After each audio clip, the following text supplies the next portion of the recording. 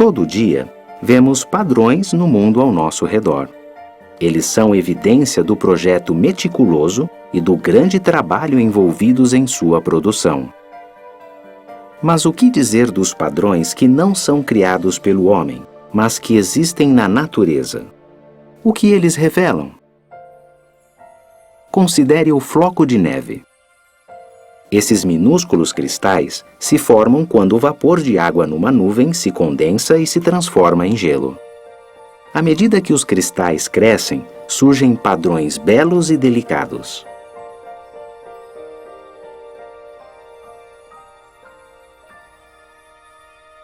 Analise o padrão de um único floco de neve. As ramificações cristalinas se dividem de novo e de novo em tamanhos cada vez menores. Matemáticos que estudam esse conceito de autossemelhança usam o termo fractal para se referir a uma estrutura com padrão consistente e que se repete em múltiplas escalas. Em que outras coisas na natureza existem padrões fractais? As árvores podem ter certo grau de autossemelhança. O tronco se divide em galhos, que se dividem em ramos, em brotos e assim por diante. Vemos um tipo parecido de padrão fractal nas folhas de uma samambaia.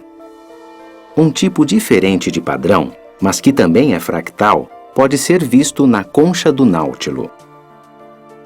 À medida que vai crescendo, o náutilo constrói câmaras novas e maiores e celas mais antigas e menores de que não precisa mais. O resultado é uma espiral de natureza fractal, que mantém um formato semelhante à medida que aumenta de tamanho. Padrões em espiral desse tipo podem ser vistos em várias coisas na natureza, das formações de nuvens de um furacão a pequenas conchas na praia. Da disposição das estrelas numa galáxia às sementes de um girassol. De onde vêm esses padrões em espiral? No caso do girassol, tem a ver com o ângulo específico em que novas estruturas se formam na planta. Esse ângulo, de aproximadamente 137,5 graus, às vezes é chamado de ângulo de ouro.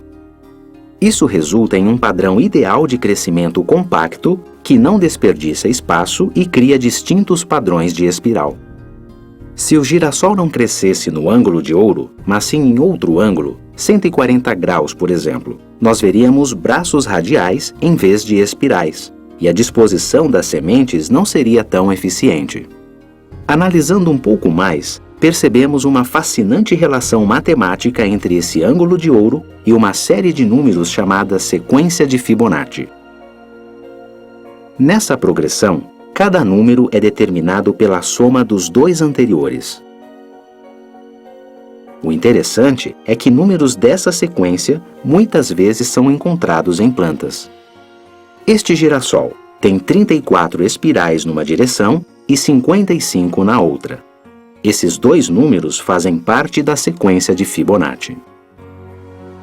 Em geral, um abacaxi tem 8 ou 13 espirais. As flores com padrão de crescimento em espiral muitas vezes têm um número de pétalas da sequência de Fibonacci. Por que esses números são significativos? À medida que a sequência de Fibonacci avança, a relação entre dois números sucessivos fica cada vez mais próxima de definir o valor exato do ângulo de ouro.